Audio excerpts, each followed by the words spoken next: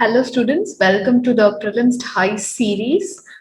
This is the 13th session. So we have seen 10 questions per session. So these are the most probable questions for the Prelims 2021.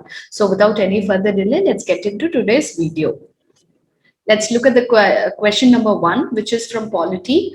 As per the recent verdicts of Supreme Court of India, government is liable to follow certain conditions to extend the reservation to SC and ST population. We know there has been reservations for the scheduled caste and scheduled tribe population. This question relates to the reservation and promotion.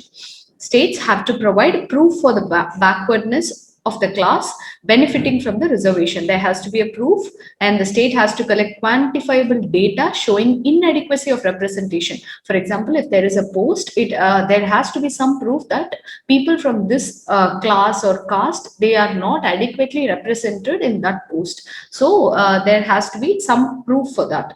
The third one, the state has to show how reservations and promotions would further administrative efficiency. Like if many people are represented from this community, then the woes of this community, like the problems of that community, will be addressed. There has to be some proof of that. So let's look at the correct answer. Before that, I'll give you a few seconds to answer this question. Take 3 to 4 seconds.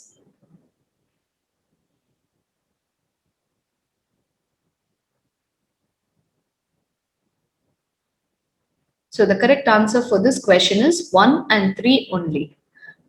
There has been a little change. Initially, the statement 2, it was also a condition to extend reservations. Statement 2 was also a condition to reservation, but recently it changed.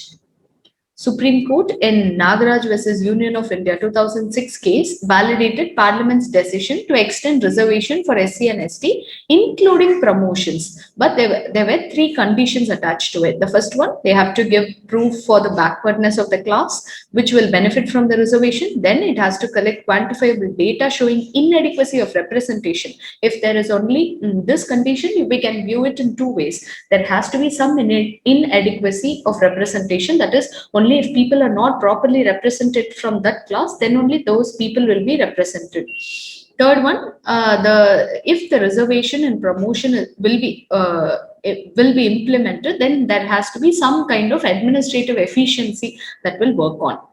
And then in 2018 only, the government need not collect quantifiable data. That was given in Jarnail Singh versus Lakshmi Narayan Gupta case. You don't have to remember the cases or not, just remember the verdicts. It said that the state does not have to collect quantifiable data to demonstrate backwardness of public employees belonging to SCs and STs to provide reservations and promotions. So the second condition became optional. That's why the answer is 1 and 3 only. So now the government need to follow just 2 conditions except quantifiable data for backwardness under Nagaraj case. So I have asked this question because there were a lot of articles regarding reservations, like is it a violation or should we have reservation, etc. There were constant articles and editorials in Hindu. So that's why this question is there. You can refer this article. I've given you the source here. Let's move on to the next slide. This means that the legislative power of the parliament. Let's move on to the next question. The question is from economy. Question number 2. In order to improve agriculture infrastructure in the country, Finance Ministry recently announced Agri Infrastructure and Development Cess. There was a huge uproar against this cess. People didn't understand this cess. Some people claim that this cess will be, it will improve or it will increase the price of few products, etc. And this cess, it was announced on which of the following items? Petrol, diesel, apples, alcohols, etc. If you had followed the news regularly and read few of the articles in Hindu editorials, you'd be able to answer this question. I'll give you a few seconds to answer this.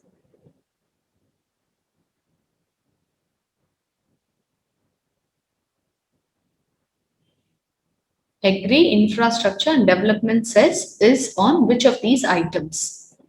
So the correct answer is all these items. They kind of fall under the category of luxury goods. So or sin goods. Alcohol is a sin good. So all these items will have to pay the Agri and Infra Development Cess. So these were the news items or news clippings regarding to this. Government has no plan to impose new cess. What is this agri-infra cess? Understanding the zero-sum game of the agri-infra cess, etc. Union Finance Minister proposed the imposition of Agri Infrastructure and Development Cess, that is AIDC, during the Union Budget presentation, that is Feb 1, 2021. Finance Minister had announced this cess rupees 2.5 per liter on petrol and 4 rupees on diesel. This cess is not uniform and it will vary from product to product. So this is an example of it. Usually cess is, when it is imposed, it is like 20% on all the luxury goods, something like that. But this agri and infra development cess, it varies from product to product. For example, it is different on apples, on alcohols, on petrol, on diesel. On petrol, it is only 2.5 rupees per liter. On diesel, it is 4 rupees per liter.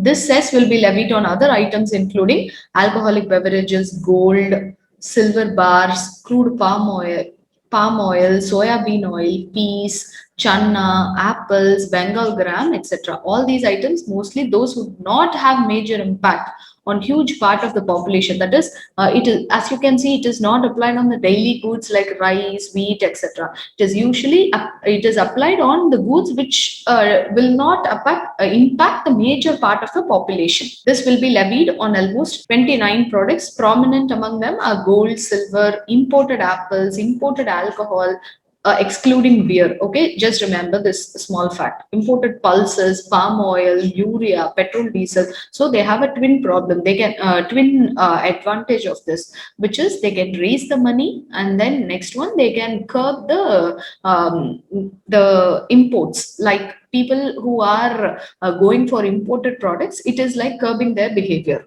Well, the basic custom duty has been lowered on 25 of this 29 products. Basic excise duty and additional excise duty have been lowered on branded and unbranded petrol. So the idea behind this move is, instead of taxes, they are imposing cess. While imposing cess, most of the collection of this will go to the union government and it need not be shared with the state government. That is the plan of this, because the coffers of the union government has been drying up lately because of the corona pandemic. The new cess will only offset the reduction in customs or excise duty and thus will not raise the tax incidence, meaning the price will not also reduce and the price will not also increase. It is proposed to be used to improve the agricultural infrastructure, aimed at not only boosting the production but also helping conserve and process farm outputs efficiently. That is by discouraging the imports and promoting the exports. Considering the debate on new farm laws, this cess was perhaps meant to send out the message that the center is going extra mile to improve a lot of the farmers. But the problem is the money collected through cess and surcharge. As I told you before, the money collected through cess and surcharge is not part of the divisible pool. We know that the Finance Commission has always suggested 42 or 41% of the total pool of the divisible taxes has to go to the states. When cess is implied, it does not or it need not be shared with the states, from which devolution of central taxes takes to the states. When customs duty or excise is replaced by cess, the pie from which the states get share tends to shrink. Like initially they got 42%, from 100% they'll calculate 41 or 42% to the states. Now cess is implied. Now the total division will happen only for 90%. For example, I'm giving you a sample. From 90%, 42% will be shared. So as you can see, the divisible pool will be reduced. Moving on to the next question. This question is from international relations, map locations, etc. Fordow, Natanz, Arak. What are these places which have been repeatedly coming in newspapers? It is associated with which or what? Uranium or nuclear enrichment facilities in Iran? Option A, newly developed missiles by Russia, mountain ranges in Armenia, ISIS stronghold in Syria. What are these places? Unless until you have heard about this or have a clue about it, you cannot answer this question. If a quick tip is, if you face these kind of questions in prelims, it is better to leave the question. Do not take any guess, because you can't eliminate even one option, then there is no point in attempting this question. So let's look at the answer. Uranium and or nuclear enrichment facilities in Iran. That's why this was in news. We have seen the joint comprehensive plan of action. It is the deal between P5+1 countries and Iran. It is about curbing Iran's nuclear enrichment or uranium enrichment facilities. So these are the places. As you can see, these are the places which were in news regarding that. It is in Iran, Natanz, Fordow, Arak. Iran has told UN, which is a United Nations nuclear watchdog, that it plans to enrich uranium to 20% purity, which is too much. A level to be achieved before its 2015 accord at Fordow site. It is one of the site of nuclear enrichment. Arak has several industrial complexes, some with ties to the nuclear program, that is particularly IR-40 reactor. You don't have to know about the details, etc., which is a heavy water reactor. Okay, let's move on to the next question. Question number 4. This is reports and indices. Consider the following statement about Cities Innovation Exchange. This platform is released by Niti Aayog for assessment of cities. Statement number 1. Statement number 2. This platform will lead to comparison of different cities based on the innovation among people. From the following option, choose the correct answer. 1 only, 2 only, both, neither. I'll give you a few seconds to answer this question. Cities Innovation Exchange. So the correct answer is neither 1 nor 2. Cities Innovation Exchange, it is actually a platform launched by Ministry of Housing and Urban Affairs, not Niti Aayog. This will connect cities to innovators across the national ecosystem to design innovative solutions for their pressing challenges, because every city will have new problem. For example, in Bangalore, it is traffic. In Chennai, it is, the most is congestion, and then less number of land availability, and then etc. So each city will have its own problems. In this platform, it will help to connect various innovators and to design how will you innovatively address a day-to-day problem. That is the purpose of this platform. It will ease the discovery, design, and validation of solutions through a robust, transparent, and user-centric process that will reduce barriers for innovators and cities to discover fitting solutions, because one size fits all approach will not work for urban planning. So for each city, they'll have a different set of problems. We have to arrive at a different set of solutions. Built on the concept of open innovation, the platform will help the flow of ideas outside in and inside out, enhancing the skills and capacity to deliver smart and urban governance. Instead of just pressurizing the PWD department or government, why don't we take solutions from people who are facing the problem every day? Maybe they'll have some solutions. So that is the basis of this idea. Through interaction with academia and business or startups, the platform will benefit cities in the transfer of idea from labs to real environment. Meaning that instead of just discussing the ideas, we can implement those ideas in real life. Similarly, by helping urban governments interact with citizens, this will ensure adoption of tested solution that will be impactful and sustainable. The solutions could be taken from other successful case studies or even other countries or cities, etc.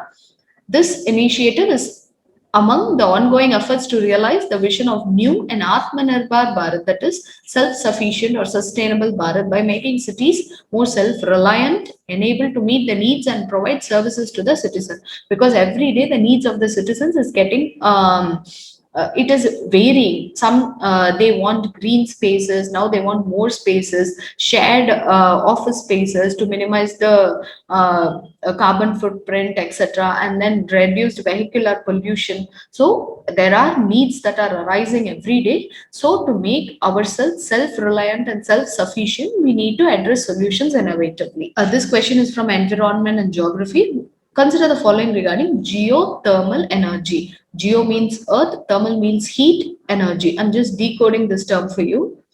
It is the thermal energy generated from radioactive decay and continuous heat loss from Earth's formation. Geothermal energy of Earth is more than adequate to supply entire humanity's energy needs. Which of the above statements are incorrect? I'll give you a few seconds to answer this question.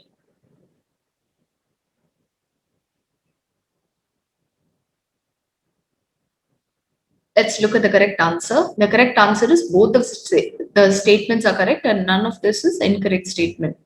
Recently, Union government has decided to develop India's first geothermal power project in eastern Ladakh. That's why this was in news. Geothermal energy is the thermal energy generated and stored in earth.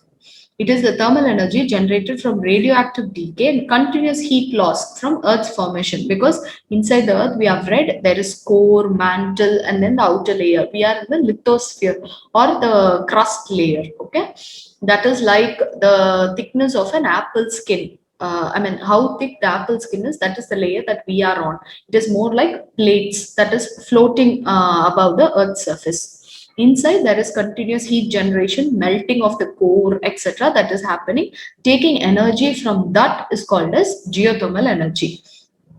Geothermal energy of the earth is more than adequate to supply humanity's energy needs, but the fact is only a small fraction can be exploited profitably because we should not disturb the balance that is going on underneath the earth's surface, and also it is not viable for us because the temperature is high, very high. We haven't discovered materials which will not melt in that kind of heat. I've added a very small video for you to understand better. Just have a look at this video.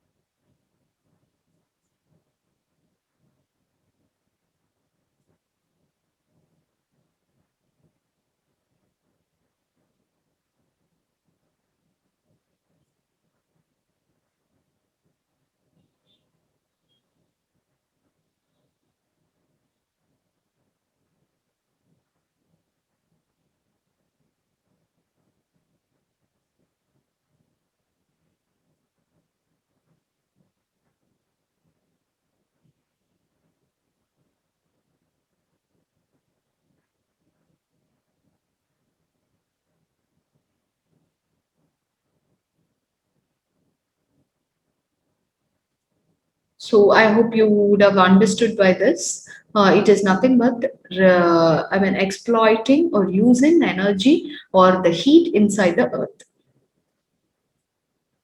Let's know more about the Eastern Ladakh project. This power project is known as Geothermal Field Development Project. It is planned to be commissioned by the end of 2022. It is established at Puga village in Eastern Ladakh because Puga has been identified as a hotspot of geothermal energy. You will not be guessing this because Ladakh is in the cold region. So the hotspot of geothermal energy is in Ladakh. It is where we have uncovered a potential of more than 100 megawatt of geothermal energy. An MOU was signed between ONGC, Ladakh Development Council, Leh and Power Department of Ladakh. In the first phase, ONGC will explore within the depth of 500 meters. The initial target is 500 meters. This will happen in 3 phases. It is planned to supply 24 hours free power to 10 neighboring villages which are not connected with the North grid. So that is the aim of this project. Once the project expands, nearby, I mean, the whole state even could be benefited from this project.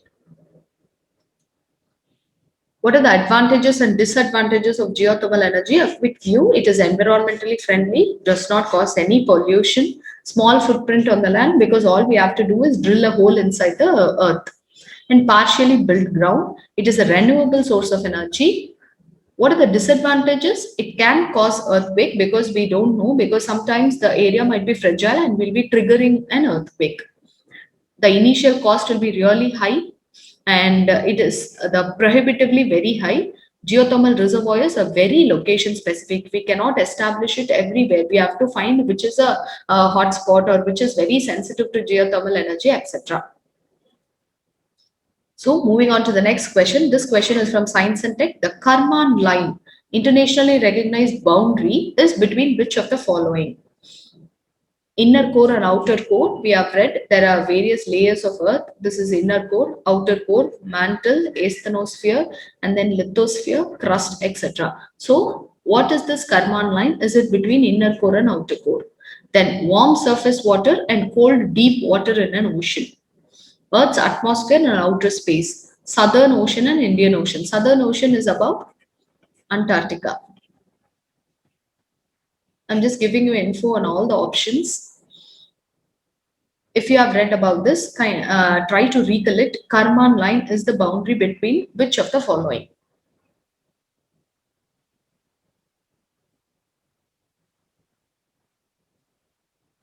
Let's look at the correct answer. It is between Earth's atmosphere and outer space. There have been a lot of news related to this. Blue Origin, that is Amazon founder Jeff Bezos' company, it is going to do a sustainable space exploration. And then New Shepard rock system successfully completed the launch. The Karman line, where does the space begin? Let's look at this. So as you can see in the image, this is where is the Karman line. This is somewhere between in the thermosphere, that is mesosphere and then ionosphere and then thermosphere and exosphere. Karman line is actually an attempt to define boundary between Earth's atmosphere and outer space. So this is not a very clearly defined boundary. This is just an attempt to do it. It is named after Theodore Hoag Karman, who is actually an American engineer who is primarily engaged in aeronautics and astronautics. He is the first person to calculate the altitude at which the atmosphere becomes very thin. That is, Earth has an atmosphere at this point, the atmosphere of Earth becomes really thin to support aeronautical flight. And this was arrived by him at 51.9, that is 52 miles. This is the calculation made according to him. So after 52 miles, the atmosphere, Earth's atmosphere becomes very thin, and he calls this point as Karman line, and from this point the outer space begins. Earth's atmosphere ends and the outer space begins. This is actually a federation which defines Karman line as an altitude of 100 kilometers or 62 miles. He calculated it to be 52 miles, but actually it has changed to 62 miles above Earth sea level, okay. This Federation Aeronautic Internationale, this is actually the headquarters is in Switzerland. The other organization do not use this definition. There is no international law defining the edge of space, but this is like more or less accepted version, and therefore the limit of national airspace. For instance, US Air Force and NASA defines the limit to be 50 miles or 80 kilometers above sea level. So it varies according to each country. This line is approximately at the turbo pass, above which atmospheric gases are not well mixed, meaning each gas will be very separate. It will not be like the gases that is within the Earth's atmosphere. Okay, so let's move on. Question number 7. This is from social issues or animals, etc. Consider the following with respect to the faunas. Fauna meaning animals, flora meaning vegetation of Himalayas. Wild asses are found in the eastern Himalayas. Which is eastern Himalayas? Northeast India. Okay. Red pandas are found in the western Himalayas. Which is western Himalayas? Jammu Kashmir, Ladakh, etc. Elephants are found in the foothills of Himalayas. Which of the choose the incorrect statement? I'll give you a few minutes to identify which are the incorrect statements.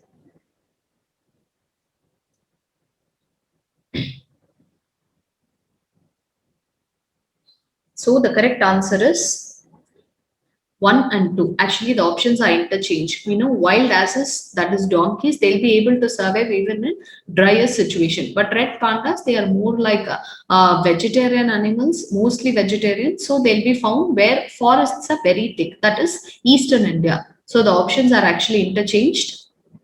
Wild asses, they are found in western Himalayas, which are a high altitude region. As you can see, these are the wild asses.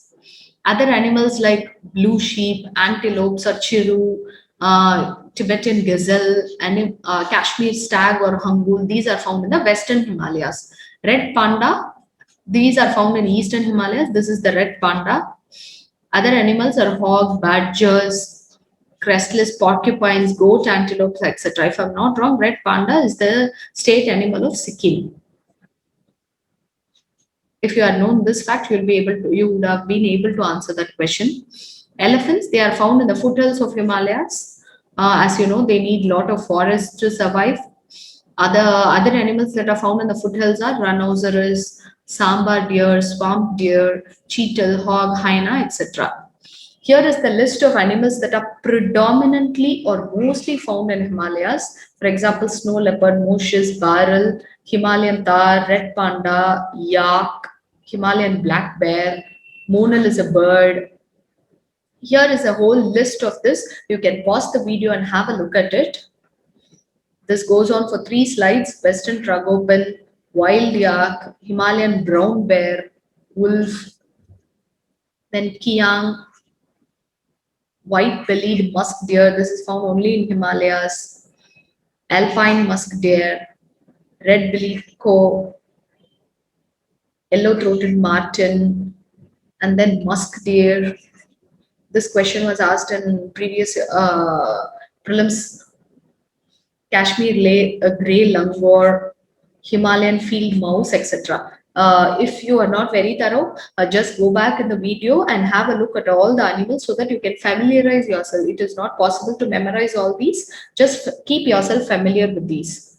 Moving on, the next question is from art and culture. Attukal Pongala is a famous annual women festival of which state? Tamil Nadu, Kerala, Karnataka, Telangana. I'll give you a few seconds to answer this.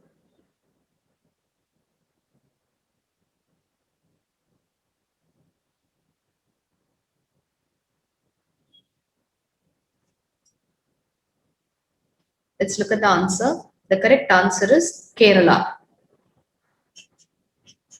Let's look at the explanation. This is where it is. Only women participate in this festival. Lakhs of women gathered in Trivandrum city of Kerala to perform the annual Attukal Pongala festival at Attukal Devi temple. This cultural festival is participated by only women. Amid fear of coronavirus outbreak, after 6 positive cases, many people participated in this. Even more than 2.6 million people participated in this. The temple, which is also called the Sabarimala of women, this temple, so it has a high significance. It made the Guinness World Record for single largest annual gathering of women in a single function. So that's why this news becomes very important. Moving on to the next question. This question is from government schemes. PM Annadatta I Sanraksh Abhiyan, which is also called as PM Asha, is an umbrella scheme. What is the aim of this scheme? Is it to ensure minimum MSP or to replace the existing schemes of National Agricultural Insurance as well as modified National Agricultural Insurance Scheme, increase the flow of credit and removal of indebtedness? That is the debt trap in which the farmers are affected. Next one, interest subvention scheme to the farmers. What is the aim of PM Asha scheme?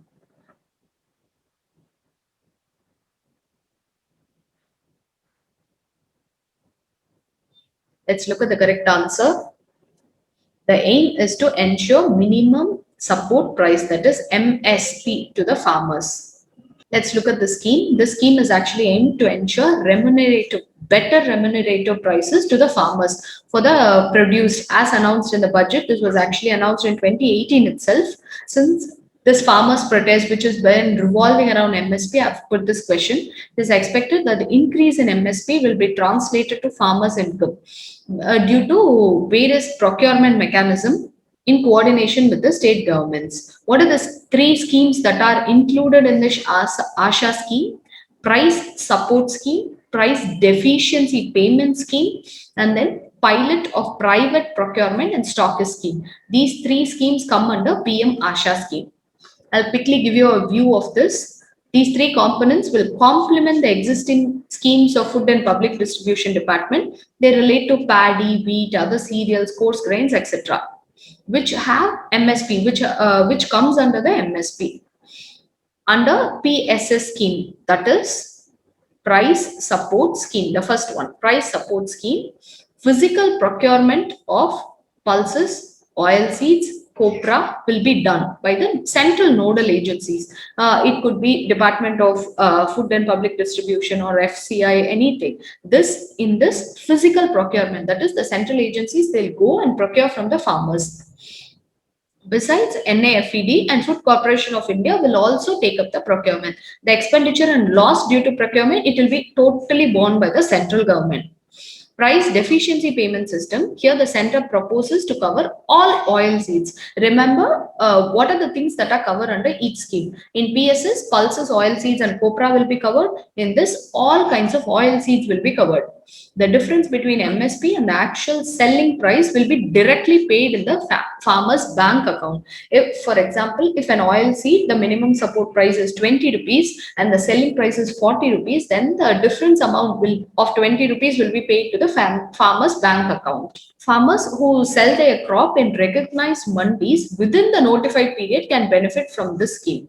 And then pilot procurement and stockist scheme. This, in case of oil seed, the states will have an option to roll out the scheme in selected districts. Here, a private player can procure the crops at MSP when market prices drop below. For example, if the MSP is announced at 40 rupees and market price is announced at is only 20 rupees, then the difference amount, here a private player can come and procure this. He will be compensated through a service charge of up to 15% of the MSP. If the MSP is very low, then he'll be given a service charge of 15% extra that will be paid by the center. So this is the PM Asha scheme. If you are not able to understand the scheme, or if you feel that I'm going a little fast, kindly pause the video, go back to the slides, read all the text, you'll be able to clearly understand. Let's look at the last question for the day. Recently, Prime Minister addressed 125th anniversary celebrations of Prabuddha Bharata, which is actually a monthly journal. This journal is started by who? The 125th anniversary of Prabuddha Bharata, a monthly journal, it was started by who?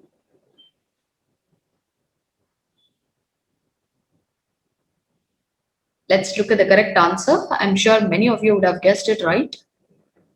The correct answer is Swami Vivekananda. This is the first page or an image of Prabuddha Bharata or Awakened India. If this name was given, you would have surely guessed it, I'm sure. Here, PM addressed the 125th anniversary celebration of Prabuddha Bharata. It is a monthly journal of Ramakrishna order, which was started by Swami Vivekananda. It was started in 1896 itself. This has been an important medium for spreading the message of India's ancient spiritual wisdom, like what are the things that we followed and how much of importance or relevance that it has even today. That was the aim of this journal. Prabuddha Bharata is India's longest running English journal. This publication was started from Chennai, which is Madras now, which was Madras, where it continued to be published for 2 years, after which it was published from Almora.